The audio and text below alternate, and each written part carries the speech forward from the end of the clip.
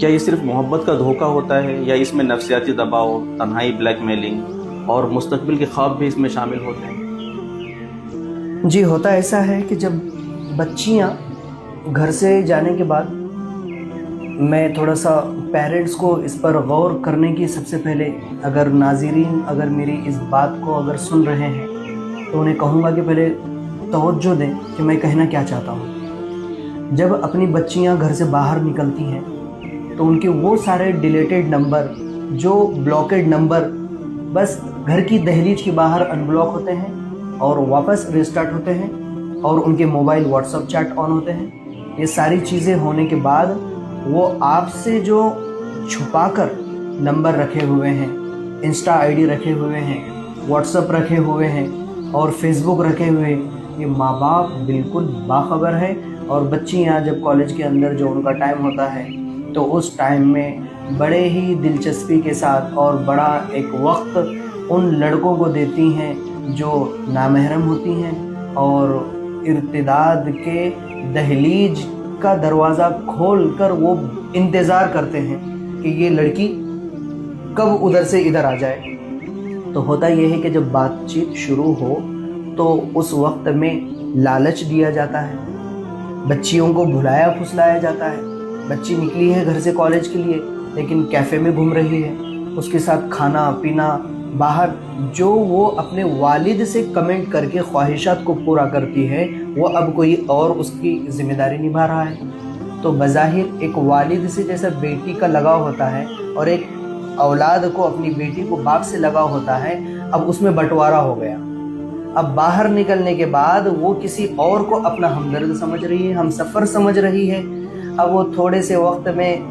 تھوڑی سی عیاشیوں میں باہر کھانے پینے، ملنا جلنا، گارڈن، یہاں تک کہ کہاں کہاں جا کے آ رہے ہیں یہ والدین کو بالکل پتہ نہیں ہوتا ہے۔ اور ایسی بچیاں پھر ایک وقت ایسا آتا ہے کہ ان کو جب گھر میں کوئی بات معلوم پڑے کہ ایسے ایسے ہمیں معلوم پڑا کہ تم کہیں اور تھی اور کالج میں نہیں تھی، تو اس وقت میں بچی اور بچے کے گھر کے اندر جو ماحول کریٹ ہوتا ہے، یہاں پر بچی کو مارہم توڑ ہوتی ہے، وہاں پر بچے کے ساتھ زیادتی ہوتی ہے، تو یہ دونوں گھروں کے اندر آپس میں لڑائیاں ہوتی ہے، اور ہونے پر پھر اس لڑکی اور لڑکے سے تو کوئی دور کر ہی نہیں سکتا کیونکہ آپس میں وہ ملے ہیں۔ اگر لڑکے کی طرف سے دھوکہ ہوا تب بھی لڑکی کو پتہ نہیں ہے کہ میرے ساتھ دھوکہ ہو رہا ہے۔ کئی کیسز ہیں، آپ گوگل سرچ کیجئے یا پھر آن لائن دیکھیے کہ کئی مسلم لڑکیوں کو بھلایا، کسی نام پر بلایا گیا اور پھر ان کے ساتھ نکاح کیے، شادیاں ہوئی، اس کے بعد ان کا مرڈر ہوا، ان کو مارا گیا۔ تو ایسے کیسز سامنے آئے۔ یہ بچیوں کو آگے کا وقت سمجھ میں نہیں آتا ہے، لیکن یہاں پر کئی دفعہ میرے پاس باضابطہ کچھ پروف ایسے ہیں، اگر کوئی سرکاری گورنمنٹ کوئی امپلائی وغیرہ اگر مجھ سے اس بات کی تصدیق کے لیے کچھ مانگے تو میرے پاس کچھ پروف ایسے ہیں جس پر لڑکوں نے لڑکیوں کو بلیک میل کیا ہے، یہاں تک کہ اپنے ہاتھوں پر بلیڈ مارنا، سوسائیڈ نوٹ بنانا، میں 10ویں منزل پر ٹھہرا ہوں، یہاں سے کود جاؤں گا تو آ جا، ایسے کمنٹس، ایسے کال ریکارڈنگ میرے پاس موجود ہیں۔ میں وہ سنا سکتا ہوں، سب کو نہیں سنا سکتا، لیکن وہ میرے پاس موجود ہے۔ میں اس کی بلبوتے میں آپ کے سامنے ان باتوں کو رکھ رہا ہوں۔ تو ایسے بلیک میلنگ بھی ہوتی ہے، پھر بات پولیس کیس ہوتی ہے، پولیس کے پاس جانے پر پھر سامنے والے کو بھی بلایا جاتا ہے، پھر ان کو سمجھ پتر دیا جاتا ہے۔ تو یہ ساری چیزیں ہوتی ہیں، اور میں یہی کہوں گا کہ لڑکیوں کو وقتی طور پہ سمجھ میں نہیں آتا ہے، لیکن ان کے ساتھ یہ ایک فتنہ کھیل رہا ہے اور انہیں برباد کرنے کی پوری کوشش کر رہا ہے۔ بس دعا کروں گا کہ اللہ ہدایت دے اور اس پر ہمیں سمجھنے کی پوری صلاحیت دے، اور ماں باپ کو بھی اپنی بچیوں کی آن لائن سرگرمیوں سے باخبر رہنے کی توفیق۔ جب یہ کیسز پولیس کے ہاتھ میں جاتا ہے اور اکثر ایسا ہوتا ہوگا کہ بچیاں نابالغ ہیں، تو پولیس والوں کا کیا رویہ ہوتا ہے ہمارے ساتھ میں؟ ہم نے ایسی جگہ پمپری چنچوڑ کے اندر کئی جگہ پر ہمیں معلوم پڑا کہ چھوٹی بچیاں ہیں، نابالغ ہیں اور لاجز کے اندر جا رہی ہیں۔ تو ایسے معاملات کے اندر ہم نے پولیس کو انفارم کیا، اور کئی دفعہ اور کافی دفعہ ہمارے ساتھ اور بھی خواتین ہماری مددگار رہیں جس کیسز میں ساتھ میں تھی۔ میں نام نہیں لوں گا لیکن ہیں ہاں الحمدللہ. تو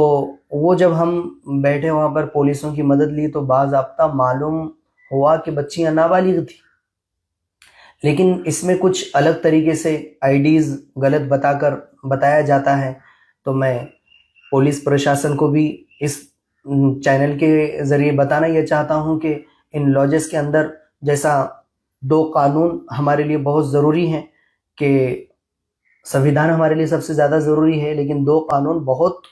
ان میٹرز میں ڈپینڈ کرتے ہیں کہ ہمیں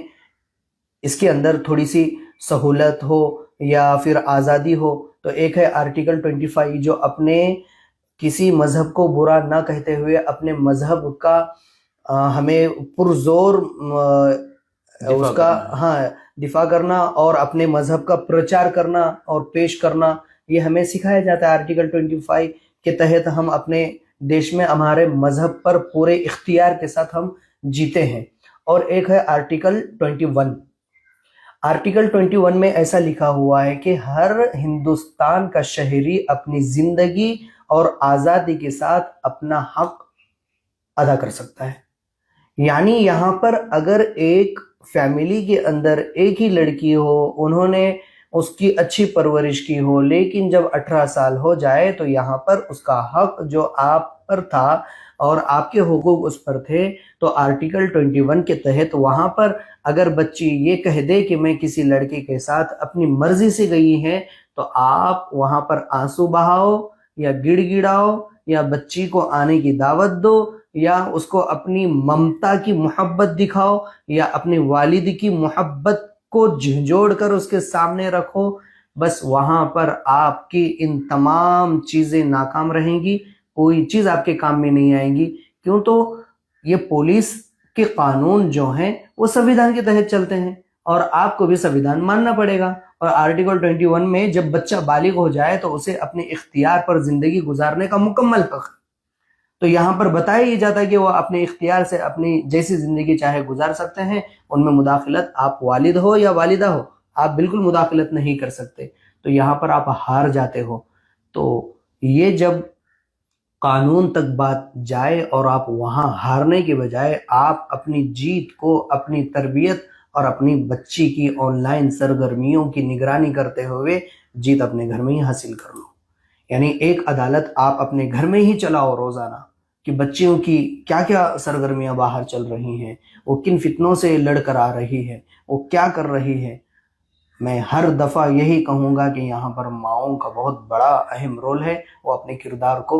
ادا کرے.